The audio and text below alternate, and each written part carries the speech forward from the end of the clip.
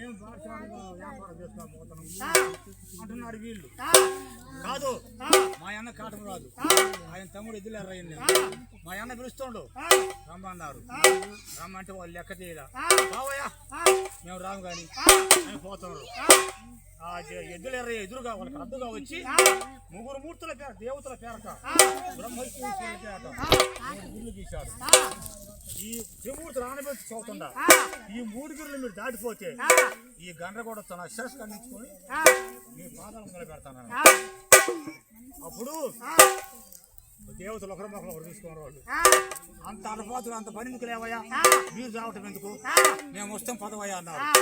వస్తాం పదమని ఆ గౌరీని అంత పెట్టుకొని వస్తా ఉంటే ఈ విష్ణుమూర్తిని చూసి ఒళ్ళేవు సంతోషపడాలి, దేవుడు వస్తుందని. బ్రహ్మదేవుడు బ్రహ్మపులతో సంతోషపడాయి. ఈశ్వరుని చూసి ఒక వసుదేవుడు సంతోషపడ్డాడు, మనకు బుద్ధి మనకు ఆగారం దొరికిందని. ఈ విధంగా కుశలపడుతుంది ఆవులు దేవత. ఈ గౌరీలు వచ్చిన తర్వాత చెన్నుపాటి కాడ చెన్నప్ప నాయుడు చిల్లరేమో గల కళ్ళు సింహాసనాలేశ్వరుడు కూర్చున్న తర్వాత గౌరీలారా కారుణ్ణి అంటాడు, మీకు ఇందు తయారు చేస్తా అన్నాడు. ఆవును మొత్తం పాలు పెడితే ఏ ఆవు దగ్గర పాలు లేదు.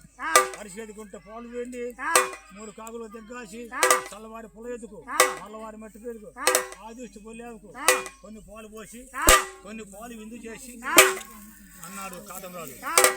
దేవతలారా గౌరీలారా మీరు పాఠశాలలు అతిథులుగా వచ్చిన వాళ్ళకు మీరు అన్నం పెట్టాలి. వీళ్ళు అతిథులు వాళ్ళకు వీళ్ళకి అతిథులు అటు వాళ్ళకి వచ్చారు వాళ్ళు. మీరు అతిథులు కాబట్టి మీకు అన్నం పెట్టాలని దేవతలు అంటారు.